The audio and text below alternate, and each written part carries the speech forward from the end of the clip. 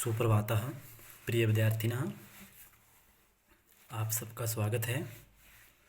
तो प्यारे बच्चों, आओ आज हम पाठ 4 के व्याकरण भाग की ओर चलते हैं। तो व्याकरण भाग पेज नंबर है 45, जिसे संस्कृत में कहते हैं, क्या कहते हैं संस्कृत में 45 को? पंचत्वारिशत। वेरी गुड, पंचत्वारिशत पेज नंबर है हमारा 45। तो इसमें हमें शब्द रूपाणी, शब्द रूपों के बारे में बताया गया है।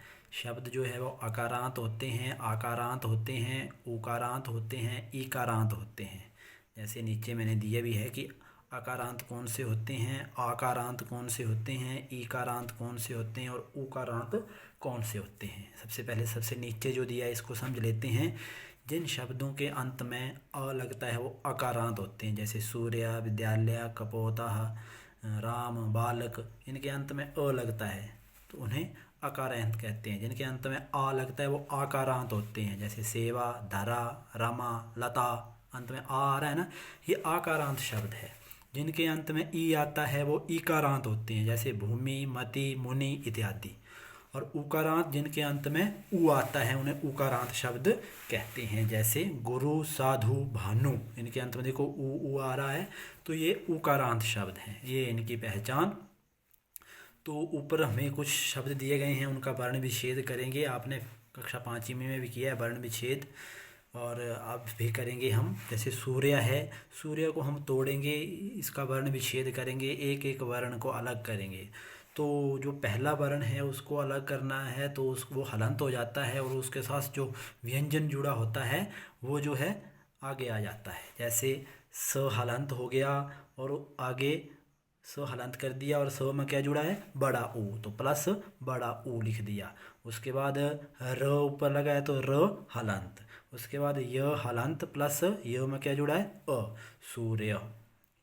विद्यालय है वह हलंत प्लस आगे क्या लगे है? छोटी ई, तो छोटी ई प्लस देव में द और य है तो द हलंत, य हलंत प्लस आ।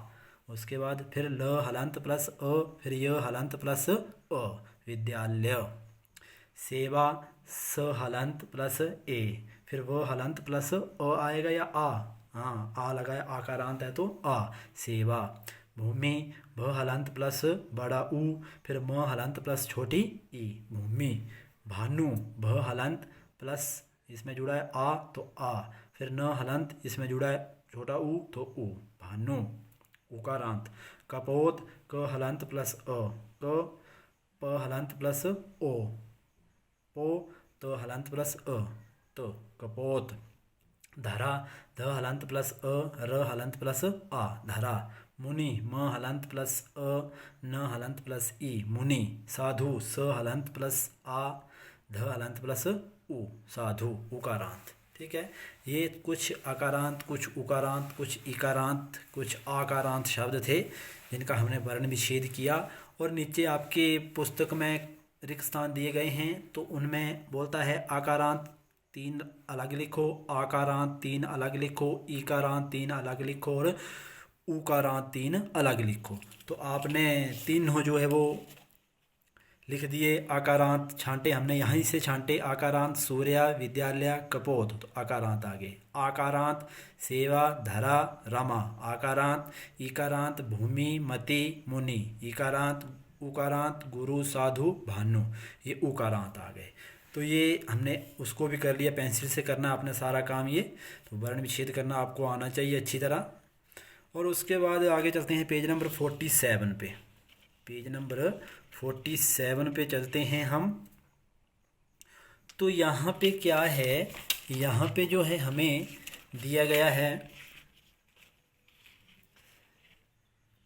ऊपर आपको 47 पे ऊपर आपको बहुत सारे बालक की तरह शब्द दिए गए हैं। हिरण है, कपोत है, भोजनाय है, विद्यालयात है, सब अकारांत सारे जो शब्द दिए गए हैं। तो उन्हीं से आपने शब्दों को पूरा करना है। तो पहला इन्होंने कर दिया है बालकः हस्तौ शिष्यः। ये कहाँ से लिखा? ऊपर आपको बहुत सारे शब्द दिए गए हैं, वहाँ से छांट कर लिखा। द्वितीय विभक्ति हरिणम आविष्कारकौ शिष्यान्। तृतीया कपोतेन कपोताभ्याम आचार्यै। चतुर्थी भोजनाय बुद्धिहीनाभ्याम आहतेभ्यः। पंचमी विद्यालयात् मंगलाभ्याम मधुरेभ्यः। षष्ठी बालकस्य क्षेत्रयो वीराणां। सप्तमी नगरे श्रीरयो शिष्येषु। संबोधन हे वत्स, हे बालकौ, हे शिष्यः। ये सारे जो है ऊपर आपको दिए गए हैं, वहाँ से छांट करके लिखे। सारे आकारांत है और सारे बालक की तरह चलते हैं। तो इस प्रकार बालक की तरह हमने एक अलग अलग उसका शब्द बना लिया। ठीक है। उसके बाद पेज नंबर 48 पे आपको रिक्त स्थान दिए गए हैं। तो रिक्त स्थान आप और ऑप्शन भी दिए गए हैं, और सही रिक्त स्थान भरना है आपने। नरः भोजनेन जीवति, ये आपको दे दिया वहाँ पे। तो नरः भोजनेन जीवति, तो मनुष्य भोजन से जीता है। दूसरा है नरः डैश उद्यानम गच्छति, तो भ्रमणाय ऑप्शन दिया आपको, भ्रमणेन या भ्रमणाय। तो आप भ्रमणाय करेंगे, क्योंकि चतुर्थी संप्रदान को के लिए होता है, तो घूमने के लिए है, तो चतुर्थी लगाएंगे भ्रमणाय। आचार्य डैश पुरस्कारम यच्छति, तो शिष्याय शिष्य के लिए। मालाकारा डैश पुष्पाणि आनयति, तो मालाकारा जो है माली जो कहाँ से फूल आता है? तो बाग से। तो बाग से फूल को अलग कर रहा है। अलग होने के अर्थ में अपादान से जुदा होना पंचमी विभक्ति का प्रयोग होता है, तो उद्यानात्। बालका डैश निपुण अस्ति, बालक किसमें अच्छा है? पढ़ने में का प्रयोग हो रहा है, तो में सप्तमी में आता है, तो पठने। इस प्रकार से ये हमारा थोड़ा सा व्याकरण भाग था जो मैंने आपको समझाया। तो आप इसे अच्छी तरह समझें और अपनी पुस्तक पे पेंसिल से अच्छी तरह फिल करें, भरें। तो आप सबका दिन मंगलमय हो। धन्यवाद।